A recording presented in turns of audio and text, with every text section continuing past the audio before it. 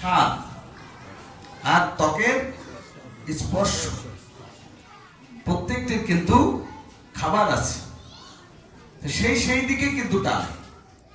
চক্ষুর যেমন রূপ, যেখানে ভালো কিছু দেখে সেখানে কিন্তু মানুষ তাকিয়ে থাকে, তাই না?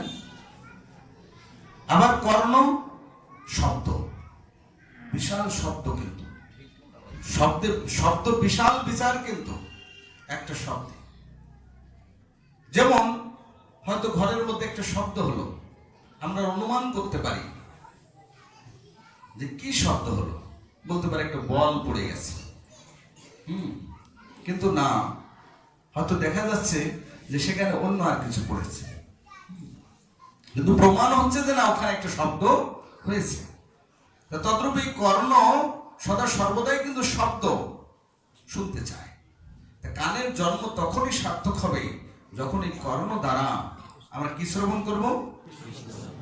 হরি কথা, কৃষ্ণ কথা, ভাগবত কথা। তখনই আমাদের এই কানের জন্ম সার্থক হবে। যেমন পরীক্ষিত মহারাজ, তিনি এই কর্ণ দুটিকে সার্থক করেছিলেন। এই কর্ণের মাধ্যমে কৃষ্ণ কথা, হরি কথা অমৃত আস্বাদন করে তিনি তার এই দেহ, মন, প্রাণ সমস্ত কিছুই তিনি চিন্ময়ত্বে পরিণত করেছিলেন। এই কান, এই কানের জন্ম তখনই সার্থক হবে যখন আমরা ভগবানের সেবায় নিযুক্ত করব, তখনই ভক্তি বলা হয়েছে। এইভাবে চক্ষু, কর্ণ, নাসিকা। নাসিকায় কি নেয়? ঘ্রাণ। আমাদের ঘ্রাণ শক্তি কিন্তু খুব চমৎকার, বলে দিতে পারে যে কি বস্তু যাচ্ছে পাশ দিয়ে। এত তীক্ষ্ণ। এর থেকে তীক্ষ্ণ হচ্ছে কুকুরের ঘ্রাণ শক্তি। কুকুরের ঘ্রাণ শক্তি আরো মারাত্মক। তারা কে সন্ত্রাসী, কে কি অস্ত্র নিয়ে যাচ্ছে তাও বলে দিতে পারে। বর্তমানে দেখবেন পুলিশরা কিন্তু কুকুর ব্যবহার করে, খুব বড় মানের ডগ ব্যবহার করে। তো প্রভুপাদ বলছেন যে কৃষ্ণ হচ্ছে গড। যদি কেউ গডের সেবা না করতে চায় তাহলে তাকে অবশ্যই ডগের সেবা করতে হবে। কারণ গডকে উল্টালে কি হয়? ডগ। জিওডি গড আর ডিওজি ডগ। ডগ মানে হচ্ছে মায়া। ভগবান প্রভুপাদ সব বলছেন যে আমার সেবা না করবে সে অবশ্যই মায়ার সেবায় যুক্ত হবে। সেজন্য ভগবান আমাদের নাক দিয়েছেন, জ্ঞান শক্তি দিয়েছেন ভগবানের সেবায় লাগানোর জন্য। যেমন চতুষ্কুমার। চতুষ্কুমার প্রথমত কিন্তু নির্বিশেষবাদী ছিলেন। ভগবানের রূপ তিনি বিশ্বাস করতেন না। এক পর্যায়ে যখন এই চতুষ্কুমার, সনক, সনাতন, সনন্দ, সনত কুমার, এই চারজন ব্রহ্মার মানস পুত্র, তারা যখন ভগবান গোবিন্দের চরণের পুষ্প এবং তুলসীর ঘ্রাণ আস্বাদন করলেন, তখন তারা বুঝতে পেরেছেন যে না, সাক্ষাৎ সাকার রূপ তথা রাধা গোবিন্দের রূপ যে আছে, তখন তাদের হৃদয়ে বিশ্বাস হয়েছিল এই ঘ্রাণের মাধ্যমে। এই তুলসী পুষ্প এবং তুলসীর ঘ্রাণ। অনেকেই আমরা দেখেছি যখন স্বামীবাগে ছিলাম বা মায়াপুরেও কি করে, যারা নতুন নতুন যায়, তা আমাদের আরতির সময় দেয় না, ফুল দেয় না সবার নাকে। একজন আরেকজনকে বলছে, এই ঘ্রাণ নিবি না, কিন্তু ঘ্রাণ নিবি না, এ কিন্তু বশ করে ফেলবে। এরা কিন্তু ঘ্রাণ দিয়ে সবাইকে কি করে দেখেন না? এক ধরনের লোক আছে না, কি করে নাকে কি একটা ধরে, রুমাল না কি ধরে, ধরে তাকে অজ্ঞান করে সবকিছু নিয়ে চলে যায়। তা এরাও তাই ভেবেছে যে ইসকন মন্দিরে গেলে তো ফুলের ঘ্রাণ দেয় সবার নাকে। একজন আরেকজন ঘ্রাণ নিস না, ঘ্রাণ নিস না, আমাদের কিন্তু অজ্ঞান করে ফেলবে। তারা জানে না যে ভগবানের চরণের পুষ্পের কি মহিমা, তারা জানে না। নাকের ঘ্রাণ, যেমন আমরা একবার ছোটবেলায় ক্লাস 6-এ যখন পড়তাম, একটা ধর্ম বইতে একটা কাহিনী ছিল, আপনারা পড়েছেন কিনা জানি না, মিচুনির গল্প। মিচুনির গল্প, সে কি করতো, 800 কুড়ি সে শুটকি মাছ বিক্রি করত। শুটকি মাছ শুকায় শুকায় বিক্রি করে না, তা ওই মাছ কি করতো, সব বাজারে বাজারে নিয়ে গিয়ে বিক্রি করতো। একদিন বাজার শেষে গভীর রাত হয়ে গেছে, ফিরছে, তো দেখছি অনেক রাত হয়ে গেছে, তো এখন বাড়ি যাওয়া খুব মুশকিল হয়ে যাবে, রাস্তাঘাটের যে অবস্থা। তো পাশে একটু থাকার জন্য চিন্তা করলেন। তো পাশে দেখলেন একটা ফুলের বাগান, খুব সুন্দর সুন্দর ফুল, রজনীগন্ধা, হাসনা হেনা, জুই, চামেলি, সুন্দর সুন্দর ফুল, ফুলের বাগান। তা মালি আছে, তো সুটকি বাবু গিয়ে বলছেন যে আচ্ছা রাতটা আপনার এখানে একটু থাকা যাবে? তো ওই যে মাছের ঝুড়ি নিয়ে গেছে না, ওই গন্ধে এসে মালির বমি এসে যাচ্ছে। ছি ছি ছি ছি, তুমি কি দুর্গন্ধযুক্ত জিনিস নিয়েছো, আগে সরাও, তারপরে থাকার কথা বলো। তো রাস্তার পাশে ওই জায়গায় রেখে এসছে, রেখে এসে বলছে আচ্ছা আমাকে একটু থাকতে দেওয়া যাবে? বলছে হ্যাঁ থাকতে পারেন, এই ফুলের বাগানের মধ্যে একটা ছোট কুড়িয়ে ঘর আছে, বলছে আপনি ওখানে থাকবেন, কিন্তু আপনার ওই ওই ঝুড়ি কিন্তু ভিতর আনা যাবে, ওটা কিন্তু ওদিকে রাখতে। বেশ রাত্রে ঘুমাতে দিয়েছি। এখন রাত্রে তার তো সারা জীবন কিসের গন্ধ নেওয়া অভ্যাস, কিসের? সুটকির। তাহলে ঘ্রাণ আসছে কিসের? বিভিন্ন সুঘ্রাণ, ওর সহ্য হচ্ছে না, ঘুম আসছে না। হ্যাঁ, ফুলের গন্ধে ঘুম আসে না, একলা জেগে রই। হ্যাঁ, তারপর কি বলছে? মা গো আমার ষোলক বালা মাছের ঝুড়ি কই। বলছে যদি ওইটা না হলে তো আর ঘুম আসছে না। এই হচ্ছে নাকের অবস্থা। আবার অনেকে দেখবেন কারোর কারোর পেট্রোলের ঘ্রাণ, কারোর মোটর সাইকেলের যে ধোয়া বেরোয় তার ঘ্রাণ ভালো লাগে। মানে মানুষ কত শ্রেণীর আছে, তমগুণ, রজগুণ আদি সবসময় যুক্ত রয়েছে। কিন্তু এই নাকের ঘ্রাণ আমাদেরকে তখনই সার্থক করবে যখন আমরা ভগবানের চরণের পুষ্প এবং তুলসীর ঘ্রাণ আস্বাদন করব, তখন আমাদের নাকের জন্ম সার্থক হবে। চক্ষু, কর্ণ, নাসিকা আর কি জিহ্বা, জিহ্বা থেকে কিন্তু সাধনা শুরু হয়। জিহ্বা স্বয়ং এব স্ফুরতৎ, জিহ্বা স্বয়ং এব স্ফুরতৎ, রূপ গোস্বামীপাদ বলছেন যে জিহ্বার থেকেই সাধন ভজন প্রথম শুরু হয়। কিভাবে? হ্যাঁ, কিভাবে বলছে? জিহ্বা আদৌ, বলছে জিহ্বা থেকে আমাদের সাধন ভজন প্রথম শুরু হয় হরিনাম সংকীর্তনের মধ্য দিয়ে। জিহ্বায় প্রথম কি করে? হরিনাম সংকীর্তন, আর কি কৃষ্ণ প্রসাদ। কৃষ্ণ প্রসাদ আর হরিনাম, এই দুটির থেকেই কিন্তু ভজন শুরু হয়ে গেল। এই জন্য চৈতন্য চরিতামৃতকার কৃষ্ণদাস কবিরাজ গোস্বামীপাদ বলছেন জিহ্বার লালসায় ইতি উতি ধায়, শিষ্ণধর পরায়ণ কৃষ্ণ নাহি পায়। কি বললেন? যে ব্যক্তির জিহ্বার লালসায় শুধু এ খাবো, ও খাবো, তা খাবো, এদিক যাবো, ওদিক যাবো, হ্যাঁ, শুধু জিহ্বার লালসায় ধেয়ে চলেছে, সেই ব্যক্তি হচ্ছে শিষ্ণধর। শিষ্ণধর মানে কি? শিষ্ণ শব্দের অর্থ কামুক, উদর শব্দের অর্থ পেটুক। কামুক আর পেটুক চেনেন? পেটুক মানে যে বেশি খায়, আর কামুক মানে যার কাম প্রবণতা বেশি। বলছে যারা জিহ্বার লালসায় ছোটে তাদের এই দুটো কিন্তু বেশি থাকে, খাওয়া দাওয়া আর কাম প্রবণতা। তাই শাস্ত্রকার কৃষ্ণদাস কবিরাজ গোস্বামীপাদ বলছেন যে জিহ্বার লালসা ইতিউতি ধায়, ওই ব্যক্তি শিষ্ণধর কৃষ্ণ নাহি পায়। ওই ব্যক্তি অসীম কালেও কৃষ্ণ ভজন করলে কৃষ্ণকে লাভ করতে পারবে না। এই জন্য আগে জিহ্বাকে কন্ট্রোল করতে হবে। জিহ্বাই হচ্ছে সমস্ত কিছুর কাল। জিহ্বার উপরে তো সারা জীবন কত কিছু দিয়েছেন, কই গলার নিচে নেমে গেলে তো সব সমান নাকি? গলার নিচে গেলে তো সব সমান, আর কোনো স্বাদ থাকে? জিহ্বায় দেওয়া মাত্র যেটুক স্বাদ, তার জন্য মানুষ মরিয়া হয়ে চলছে। কি জিনিস! আমরা যেটাকে অমৃত বলে গ্রহণ করছি, সেটা পাশ্চাত্য দেশে বিভিন্ন জায়গায়, উত্তর ভারতে, দক্ষিণ ভারতে ওটাকে পোকা বলে। পোকা। আমাদের এক ব্রহ্মচারী ভক্ত খুলনার, উনি গিয়েছেন বৃন্দাবনে এক ব্রজবাসীর ঘরে, গেলে ওনাকে প্রসাদ দিয়েছে, তো ওনাদের থালায় দেবে না, তো কেন? বলছে ইনি তো ব্রহ্মচারী, মন্দিরের প্রেসিডেন্ট, ইনি ভালো ভক্ত। তো উনি ভালো ভক্ত হলে কি হবে? ওই যে আমরা যেগুলো পোকা বলি, ওরা ওর বাবা ঠাকুরদা 14 গোষ্ঠী খেয়েছে, এই জন্য ওকে থালা দেওয়া যাবে না। বুঝতে পারছেন কি অবস্থা? তার মানে তারা ওটাকে কতটা কি করে, একেবারে নেগলেক্ট করে। অথচ আমরা সেটাকে জিহ্বার স্বাদ হিসাবে গ্রহণ করে নিয়েছি। এই জন্য চৈতন্য চরিতামৃতকার কৃষ্ণদাস কবিরাজ গোস্বামী পাদ বলছেন, জিহ্বার লালসা ইতি অতি ধায়, শিষ্ণধর পরায়ণ কৃষ্ণ নাই পায়।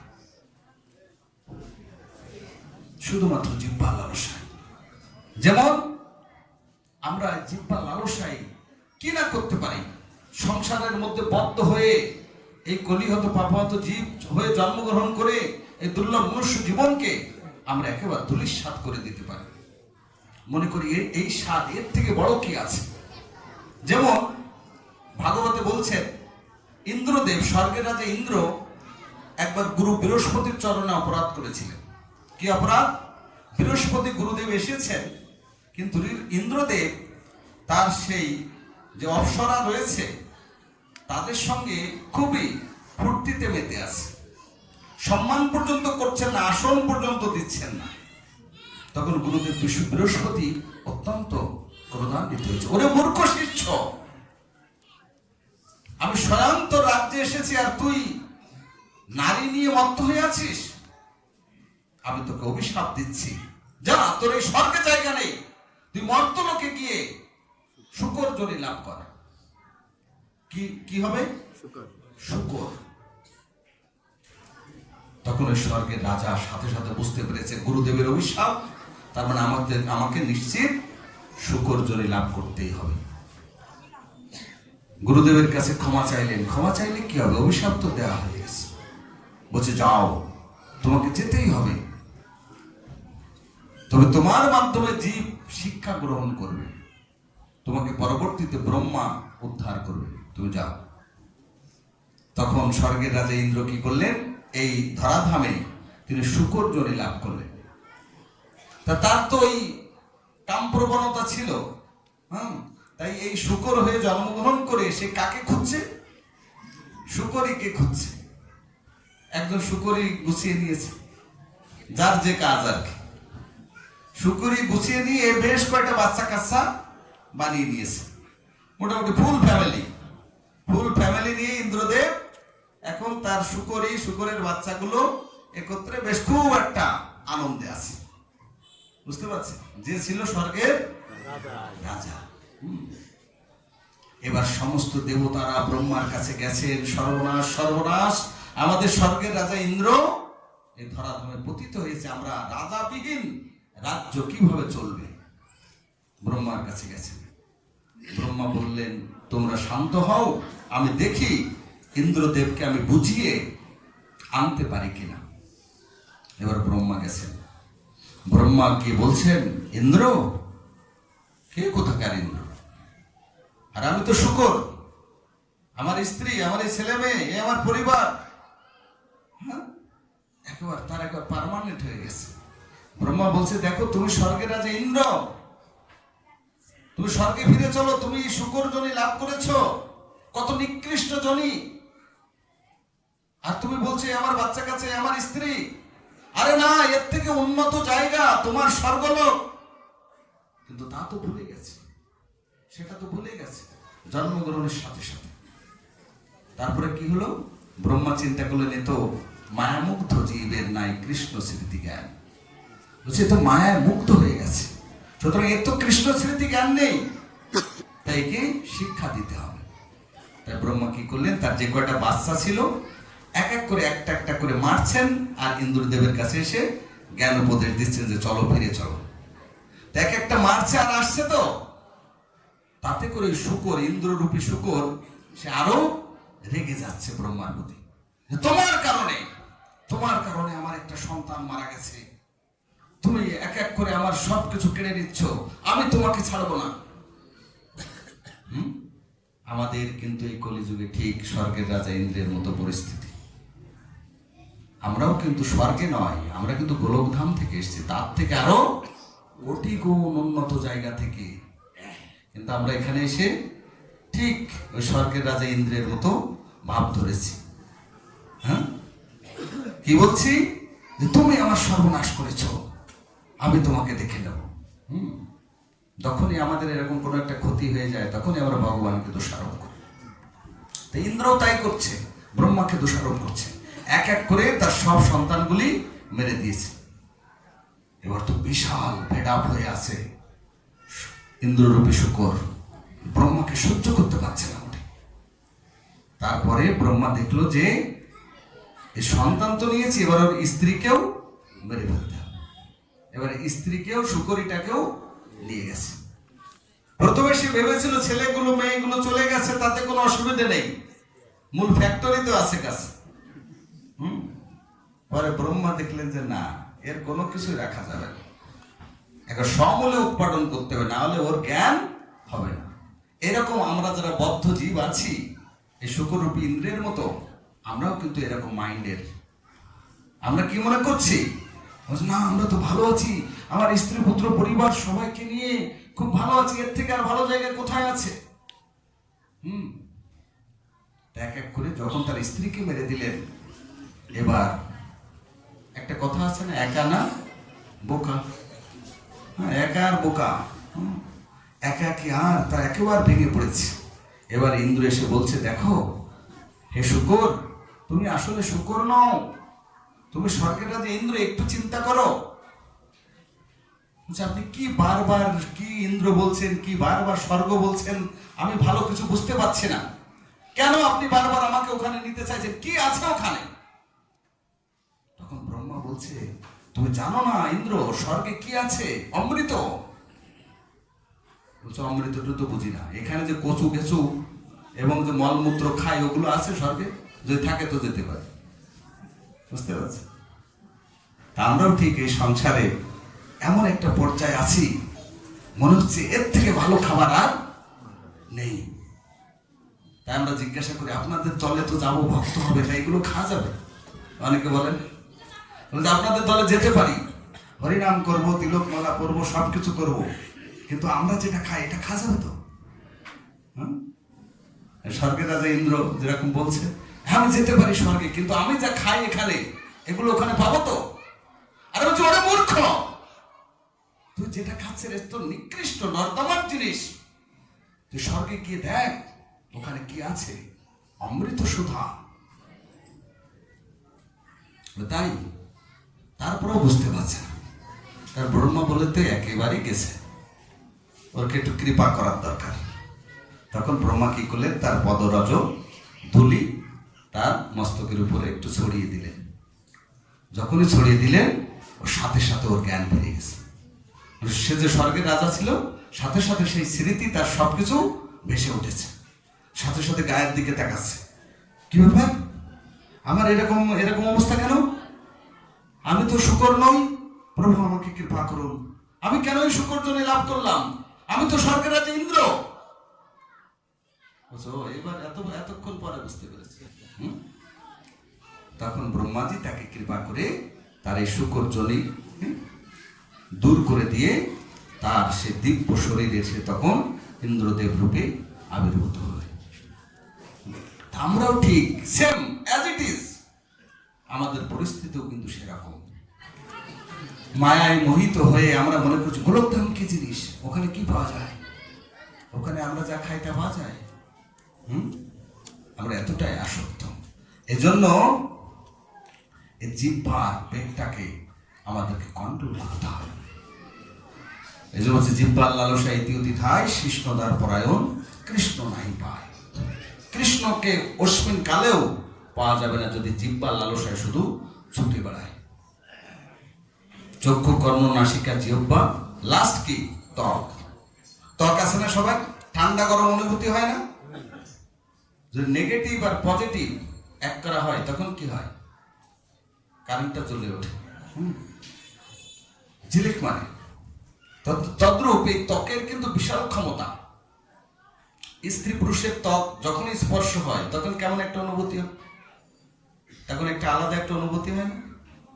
তা ত্বকের স্পর্শ অনুভূতি আছে। এই স্পর্শ কাতর এই ত্বকের মাধ্যমে কিন্তু আমরা ইন্দ্রতোষণ, কাম প্রবৃত্তি পরিচালিত করে থাকি। কিন্তু ভগবান ত্বক কিন্তু সেই ইন্দ্র তোষণের লালসায় দেননি। এই ত্বকটি কিসের জন্য দিয়েছেন? ভক্ত স্পর্শ, ভক্তের চরণ স্পর্শ, ভক্ত ভক্ত আলিঙ্গন, আলিঙ্গন করে সেই সুখ, সেই প্রেম আস্বাদন করতে বলেছে। আর আমরা কি করছি? ত্বকের মাধ্যমে ইন্দ্র তৃপ্তি করার চেষ্টা করছি। আমাদের ত্বকের জন্ম তখনই সার্থক হবে যখন আমরা ভক্তে ভক্তে আলিঙ্গন, ভক্তের চরণ স্পর্শ করব, তখন আমাদের এই ত্বক জন্ম সার্থক হবে। তো এইভাবে এই যে পাঁচটি ইন্দ্রিয়, চক্ষু কর্ণ নাসিকা জিহ্বা জ্ঞানেন্দ্রিয়, এর যে পাঁচটি রস, কি কি? শব্দ, রূপ, রস, গন্ধ, শব্দ, স্পর্শ, এই যে পাঁচটা, এটা কিন্তু খাবার। এই পাঁচটাতে কিন্তু আমাদেরকে বারবার টেনে টেনে ধরছে, আকৃষ্ট করছে, আমাদের কৃষ্ণের দিকে যেতে দিচ্ছে না। এটাকে বলা হয় মায়া। একবার একটা পরীক্ষা হয়ে যায় যে আমরা মায়াতে আকৃষ্ট হই না মায়া আমাদেরকে আকৃষ্ট করে। একটা পরীক্ষা হয়ে যায়। এক শিকারী বানর ধরতে গেছে। বানর ধরতে কি নিয়ে গেছেন? একটা বিশাল বড় একটা মাটির পাত্র, বড় মাটির পাত্র, কিন্তু মুখটা অত্যন্ত সরু, যে শুধু হাতটা ঢুকবে, মুট করে কিছু আনতে গেলে কিন্তু আটকে যাবে। খুব সুন্দর কৌশল, ছাড়া দিয়ে ধরা। ঠিক ওই রকম একটা বড় পাত্র নিয়ে গেছেন, যে ওই বানর কিন্তু ওই পাত্রটাকে নিয়ে দৌড়ে চলে যেতে পারবে না, এত ভার আছে। আবার সে শিকারী কি করেছে? ওই মাটির পাত্রটির মধ্যে কি দিয়েছে? বানরের আকৃষ্ট খাবার কি? কলা, ছোলা ভাজা, এইগুলো দিয়ে দিয়েছে পাত্রের মধ্যে। বড় পাত্র, মুখ সরু, হাত ঢুকবে, কিন্তু যখন মোট করে কিছু আনতে যাবে তখন হাতটা কিন্তু আটকে যাবে, আর কিন্তু বেরোতে পারবে। কিন্তু ছেড়ে দিলে কিন্তু বেরোতে পারবে। যদি ওই খাবারগুলো ছেড়ে দেয় তাহলে কিন্তু তার হাত অনাসে বেড়ে যাবে। শিকারী এরকম একটা ফাঁদ পেতেছে। ফাঁদ পেতে একটা জঙ্গলের পাশে চুপ করে বসে আছে। এবার বানর কিন্তু গুটি গুটি পায়ে চলে এসছে। ওই কলা ভাজার ছোলার ঘ্রাণ যেখানে পাবে, বানর তো সেখানে আছে। বৃন্দাবনে কিন্তু বহু বানর, বানরের ছড়াছড়ি, প্রচুর বানর। আপনি এরকম চশমা চোখে দিয়ে বসে থাকতে পারবেন না কোথাও, একটা মুহূর্ত বসতে দেবেন। চশমার সাথে সাথে নিয়ে চোখে দেওয়া শুরু করে, ভেঙে কাম দিয়ে চুরমার করে একেবারে সব শেষ। বানরের উৎপাত একটু বেশি। তা প্রভুপাদ বলছেন যে বৃন্দাবনে যারা যাবেন তারা কিন্তু বান্দরের সাথে বন্ধুত্বও করবেন না, আবার শত্রুতাও করবেন। ওদের মতো ওদের থাকতে দেবেন, তা না হলে কিন্তু বিপদ আছে। আমার সামনেই কয়েকজনকে কামড়ে ধরেছে, সাথে সাথে তাদেরকে প্রতিষেধক ইঞ্জেকশন দিতে হয়েছে। আর ব্রজবাসীরা আবার প্রতিষেধক নেয় না। তারা কি করে? তাদের তো কামড়ায় না সাধারণত। যদি কাউকে কামড়ায় কি করে? ওই যে বান্দরের যে পায়খানা আছে, ওই পায়খানা ওখানে মাখায় দেয়, মাখায় দিলে নাকি ভালো হয়েছে। খুব আশ্চর্যজনক। তো যাই হোক, এই বানর কি করেছে? ওই ছোলা ভাজার কলার আকর্ষণও কিন্তু ছুটে এসেছে গুটি গুটি পায়। আর শিকারে কিন্তু দেখছে ওই আসছে, বেশ ভালো কথা। বানর এসেছে, এসে কি করেছে? ওই সেই যন্ত্রের মধ্যে হাত ঢুকিয়ে দিয়েছে। ঢুকিয়ে দিয়ে এখন ওর তো প্রিয় জিনিস, নির্দ্বিধায় বানরের প্রিয় জিনিস ছোলা কলা ধরেছে। এখন বহু চেষ্টা করছে, কিন্তু হাত আর আসে না। এবার শিকারী চিন্তা করছে এইবার ধরার সময়। এবার শিকারী কিন্তু গুটি গুটি দুই এক পাগে এগিয়ে আসছে। এবার বানর চিন্তা করছে যে শিকারী তো এসে যাচ্ছে, কি করা যায়? আমি কি করব? আমি তো না পারছি ছাড়তে, আবার না পারছি চলে যেতে, কি করব? তাই রূপ, রস, গন্ধ, শব্দ, স্পর্শ হচ্ছে কলার ছোলা ভাজা, বুঝলেন? আর ওই শিকারী হচ্ছেন মায়া, দুর্গা দেবী। আর বানরটি হচ্ছে আমরা। তা আমরা আমাদের যে ইন্দ্রিয়গুলির যে জ্ঞান ইন্দ্রিয় পাঁচটি, চক্ষু, কর্ণ, নাসিকা, জিহ্বা, ত্বক, এই পাঁচটি যে আমাদের খাবারের প্রতি যে আকৃষ্ট, ভোগের প্রতি, তাই আমরা ওটাকে এমন ভাবে ধরেছি যে শিকারী মায়াদেবী আমাদেরকে যতই ধরতে আসুক না কেন, আমরা কিন্তু সেটা ছাড়িয়ে যেতে পারছি না। আর যদি পালাতে চাও তা ছেড়ে দিয়ে পালাও নাকি, তাহলে তো বেঁচে যাবে শিকারীর হাত থেকে, ঠিক কিনা?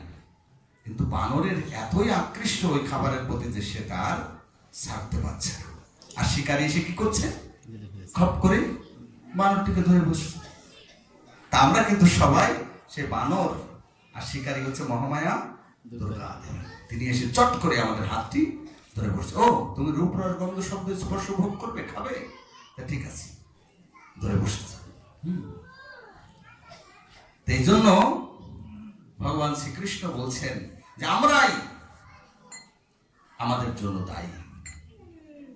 এই যে আমার রূপ, রস, গন্ধ, শব্দ যে খাবার, সেটি কিন্তু আমি প্রতিনিয়ত আকৃষ্ট হচ্ছি এবং আমি কিন্তু ধরে রেখেছি। শিকারী তো ছেড়ে দিয়েছে আমাকে, দেখি কি করে। ছেড়ে দিলেই তো বাবা বেঁচে যেতে, আমরা তো ছাড়তে পারছি না। এই কারণে কিন্তু মায়া গ্রাস করছে। এই জন্য চৈতন্য চরিতামৃতে কি বলছেন? ভক্তি মুক্তি সিদ্ধিক আমি সকলেই অশান্ত, কৃষ্ণ ভক্ত নিষ্কাম অতএব শান্ত। আর কি বলছেন?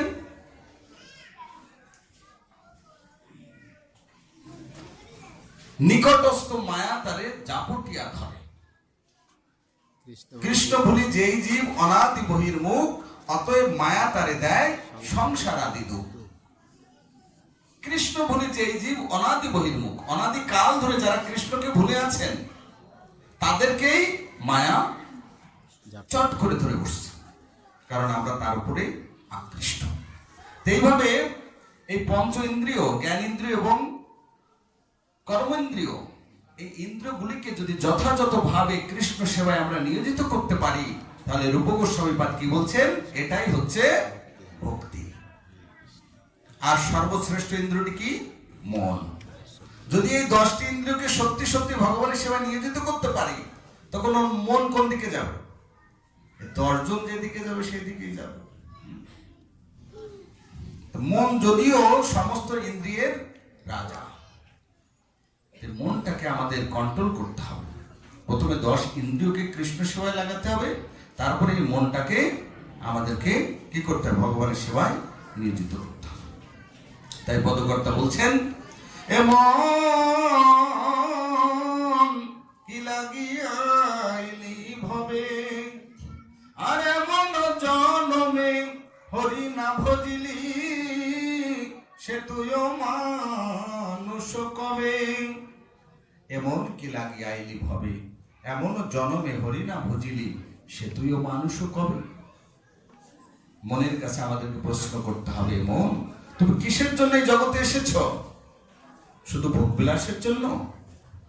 বহু জনম ভোগ বিলাস করেছ, 84 লক্ষ জনই, শুধু এই মানব জনম নয়, বহু জনম ভোগ করেছ, এবার আর নয়। এমন ভালো নাহি লাগে সংসার।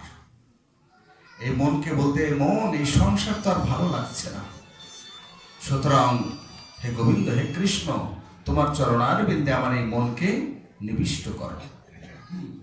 তাই মনরে কহ না গৌর কথা, গৌরীর নাম গৌরীর ধাম অমিয়ার দ্বারা। এইভাবে মনটাকে আমাদের সদা সর্বদাই ভগবানের সেবায় নিয়োজিত করতে হবে।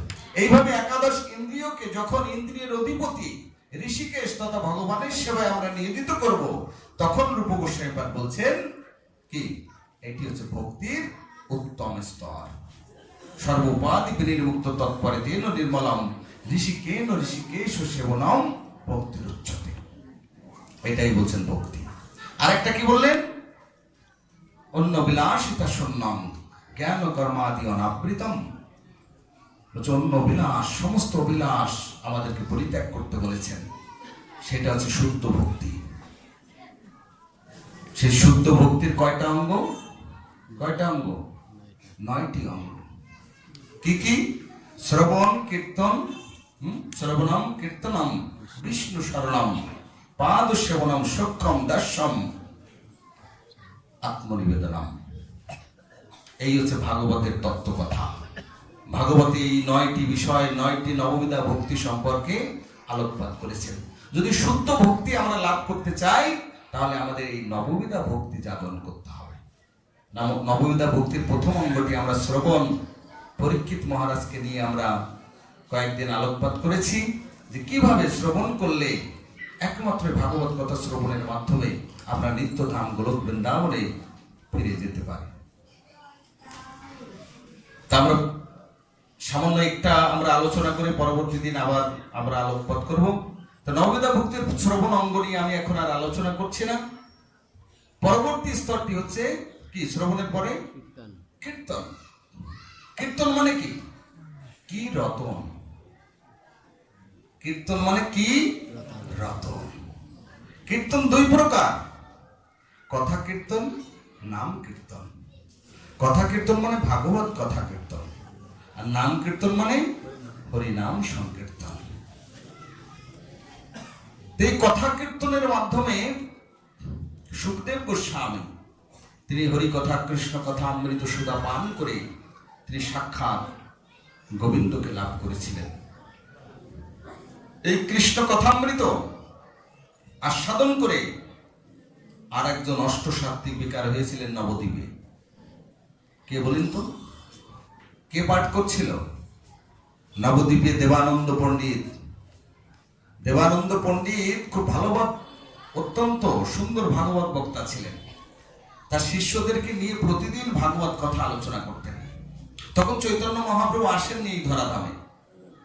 তখন শ্রীবাস ঠাকুর তিনি প্রতিনিয়ত ভাগবত কথা শুনতে যেতেন। তো উনি এত সুন্দর ভাগবত কথা করতেন যে শ্রীবাস ঠাকুর নিজেকে আর সামলাতে পারতেন না। তিনি অষ্টসাত্ত্বিক বিকারে কান্না করতেন আর সেখানে গড়াগড়ি যেতেন। গুরুদেব হরি কথা বলেই যাচ্ছে দেবানন্দ পণ্ডিত, কিন্তু তার শিষ্যদের একটু ডিস্টার্ব হচ্ছে, বিরক্তি বোধ হচ্ছে যে আমরা ঠিক মতো কৃষ্ণ কথা শুনতে পাচ্ছি না, আর উনি শুধু গড়াগড়ি যাচ্ছে, ক্রন্দন করছে। তখন ওই শিষ্যরা কি করলেন? হাত পা ধরে শ্রীবাস ঠাকুরকে গেটের বাইরে রেখে এসছে। তাতে করে গুরুদেব দেবানন্দ পণ্ডিত তিনি কিন্তু কোনো বাধা দেননি বা কোনো কিছু বলেননি।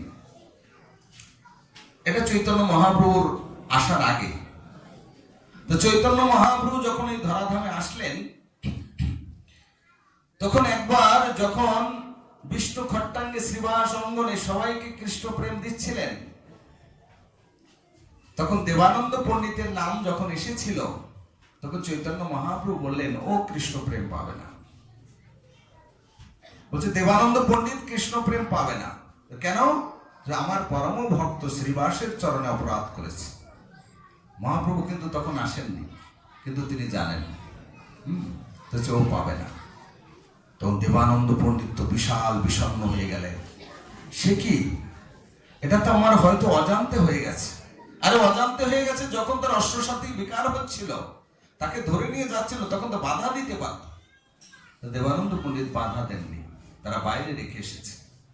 তখন শ্রীবাস ঠাকুর অনেক দুঃখিত অন্তরে তিনি আবার নবদ্বীপে ফিরে আসেন তার ঘরে।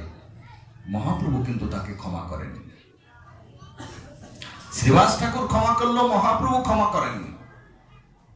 সাথে সাথে বলছো কৃষ্ণ প্রেম পাবে না।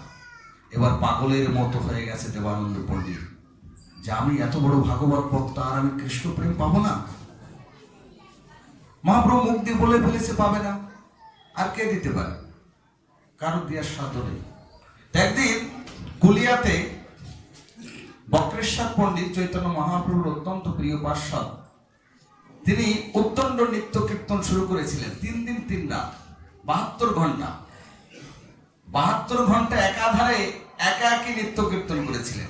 আমরা কতক্ষণ করতে পারবো?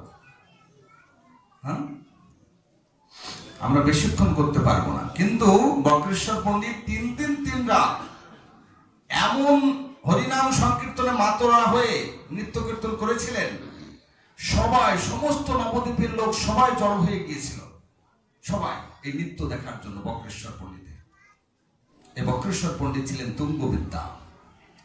বৃন্দাবনের অষ্টসখীর একজন সখী, নাম তুঙ্গবিদ্যা। তিনি এত সুন্দর নৃত্য করতে পারতেন সেই বৃন্দাবনে, আর এখানেও বক্রেশ্বর পণ্ডিত রূপে তিনি সেই নৃত্য দেখিয়েছিলেন। আর এত ভক্তের ভিড় হয়েছিল, তখন তার নৃত্যকে সামাল দেওয়ার জন্য দেবানন্দ পণ্ডিত তিনি একটা বেত নিয়ে রাস্তায় দাঁড়িয়েছিলেন, যাতে বক্রেশ্বর পণ্ডিতের এই নৃত্য কীর্তনে যাতে কোনো ব্যাঘাত না হয়, কোনো বাধা না হয়। তাই দেবানন্দ পণ্ডিত কিন্তু এই সেবাটা করেছিলেন, যাতে তার নৃত্য কীর্তনে কোনো সমস্যা না হয়। তো সবাইকে সরিয়ে সরিয়ে দিচ্ছিলেন, তার বেত নিয়েছিলেন। এক পর্যায়ে নৃত্য কীর্তন শেষ হলে বক্রেশ্বর পণ্ডিত 3 দিন 3 রাত পরে তার এই সেবায় সন্তুষ্ট হয়ে বক্রেশ্বর প্রেমে বিগলিত হয়ে এই দেবানন্দ পণ্ডিতকে জড়িয়ে ধরে বলছে, তোমার কৃষ্ণ প্রেম হোক। যে কৃষ্ণ প্রেম মহাপ্রভু দিতে পারেননি, কিন্তু বক্রেশ্বর পণ্ডিত সে প্রেমের বশে বলে দিয়েছে। তো ভক্ত বললে আর কি করার আছে?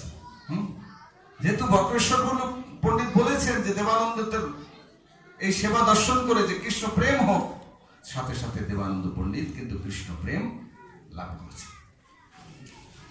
এই হরিনাম কীর্তনে বক্রেশ্বর পণ্ডিত এতটাই মাতোয়ারা হয়েছিলেন। এই কলিযুগে হরিনামই হচ্ছে সার। হরির নাম হরির নাম হরির নামই কেবলম কলেও নাস্তব নাস্তব নাস্তব গতির অন্যথা। হে কলির জীব, এই হরিনাম ছাড়া তোমার উদ্ধারের আর কোনো গতি নাই, গতি নাই, গতি নাই। তাই হরিনামে আরো অনেক উদাহরণ রয়েছে, যারা যারা কৃষ্ণকে লাভ করেছেন। আমরা সেটি আগামীকাল আলোচনা করব। এবং তারপরে কীর্তন, তারপর স্মরণ, বন্দন, অর্চন, পাদ সেবন, সখ্য, দাস্য, আত্মনিবেদন, এগুলি প্রত্যেক দিন আমরা এক একটি করে চেষ্টা করব আলোচনা করার। কারণ নৈবেদ্য ভক্তি আলোচনা করতে গেলে কমসে কম 7-8 দিন লেগে যাবে। তো যাই হোক, আমরা ধীরে ধীরে আলোচনা করব। এবং এই কলিযুগ দোষের সমুদ্র, প্রতি পদে পদে দোষ, কি তাই না? প্রতি পদে পদে কিন্তু আমাদের দোষ, দোষ বাদ দিলে কিছু নেই কিন্তু। তাই কলিযুগকে বলা হয়েছে দোষের সমুদ্র। এই দোষের সমুদ্রের মধ্যেও একটা মহৎ গুণ আছে। সেটি কি? সেটি কি? সে সম্পর্কে উদাহরণ দিচ্ছেন যে দাপর যুগে যখন কুরুক্ষেত্রের যুদ্ধ শেষ হলো, কাদের জয়লাভ হলো বাবা? কারা জয়লাভ করলেন? পঞ্চ পাণ্ডব। রাজা হলো কে? যুধিষ্ঠির মহারাজ। যুধিষ্ঠির মহারাজ রাজা হয়েছেন। আর দাড়ি কে ছিলেন? দাড়ি গেটম্যান ভীমকে রেখেছিলেন। আসন্ন কলিযুগ, প্রায় কাছাকাছি কলিযুগ আসবে। এই মুহূর্তে ভীম আছেন গেটে দাঁড়িয়ে। কলিরাজ মুনিদিবেশ ধারণ করে গেটে এসেছেন। কেন? যুধিষ্ঠির মহারাজের সঙ্গে সাক্ষাৎ করবেন। ভীম বলছেন, হে মুনিবর, এখন তো ভিতরে প্রবেশ করা যাবে না, দাদা এখন বিশ্রামে আছে। তো না, আমার একটা বিশাল প্রশ্ন আছে। এই প্রশ্নটির উত্তর একমাত্র যুধিষ্ঠির মহারাজ ছাড়া আর কেউ দিতে পারবে। তো আপনি কৃপা করে বলুন আপনার কি প্রশ্ন। তখন সে মুনিবর বললেন যে আমি রাস্তাতে আসতে আসতে দেখলাম যে বেড়াতে শস্য ক্ষেত খেয়ে ফেলছে। যেহেতু অবাক কাণ্ড, বেড়াতে কি করে শস্য ক্ষেত খেয়ে ফেলছে? না, এর উত্তর তো আমার জানা নেই। আমি তো জানতাম বেড়া দেওয়া হচ্ছে শস্য ক্ষেতকে রক্ষা করবার জন্য, কিন্তু মুনিবর এসে কি বলছেন যে বেড়াতে শস্য ক্ষেত খেয়ে ফেলছে। কিন্তু অবাক প্রশ্ন। না, ঠিক আছে, আপনি ভিতরে যান। এবার দ্বিতীয় মুনিবর ওই কলিরাজই আবার আরেকটি রূপ ধরে এসেছে। এসে বলছে, আমার যুধিষ্ঠির মহারাজের সঙ্গে সাক্ষাৎ করতে হবে, একটা বিশাল প্রশ্ন আছে। কি প্রশ্ন? একজন মুনিবর তো গেছে বিশাল প্রশ্ন নিয়ে, আপনার কি প্রশ্ন? তো আমারও ওরকম একটা বিশাল প্রশ্ন। কি প্রশ্ন? তবে রাস্তাতে আসতে আসতে দেখলাম যে একটি কলসের জল 4টি কলসে ঢালা হলো, আবার 4টি কলসের জল যখন একটি কলসে ঢালা হলো, তার পূর্ণ হলো না কেন?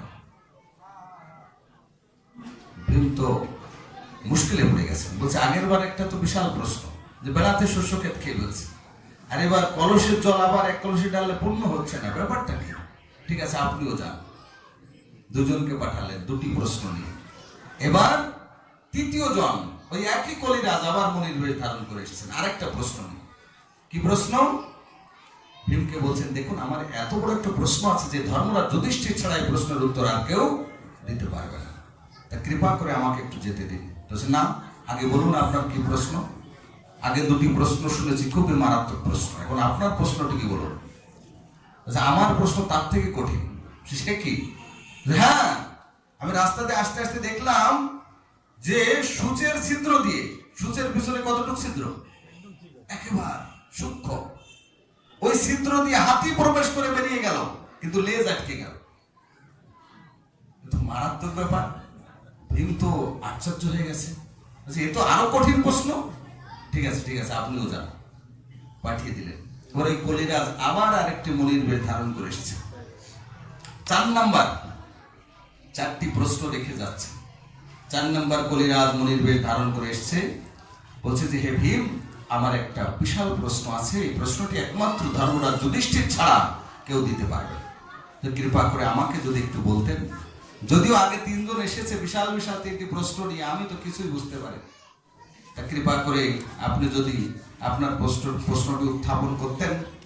হ্যাঁ, আমি রাস্তাতে আসতে আসতে দেখলাম যে চিকুন সুতা, কিন্তু হিমালয়ের মতো পর্বতকে ওই চিকুন সুতা দিয়ে পেঁচিয়ে টান মেরে উপরে ফেলে দেওয়া হলো। এটা কি করে সম্ভব? ভীম বলছে, তো সম্ভবই না, কি ব্যাপার? ঠিক আছে, আপনিও ভিতরে প্রবেশ করুন। তো 4টি প্রশ্ন রেখে গেছেন কলিরাজ। ভীম অপেক্ষায় আছেন যে কখন বের হবে, আমি তাদের কাছ থেকে 4টি প্রশ্নের উত্তর জেনে নেব। তা আপনারা সবাই অপেক্ষা করুন, আগামীকাল 4 জন বের হবেন, তাদের কাছ থেকে প্রশ্নের উত্তর নিয়ে বাড়িতে যাবেন। হরে কৃষ্ণ। তো 4টি প্রশ্নের উত্তর আমরা আগামীকাল জানবো, এবং হরিনামের মাহাত্ম্য সম্পর্কে আমরা, এবং নববিধা ভক্তির পরবর্তী অঙ্গটি আমরা আস্বাদন করব, কীর্তন এবং স্মরণ। এই বলে আজকের মতো আমরা ভাগবত কথা এখানে বিশ্রাম রাখছি। আগামীকাল আবার সবাইকে আমন্ত্রণ জানিয়ে, চৈতন্য মহাপ্রভুর করুণা হলে আমরা আগামীকাল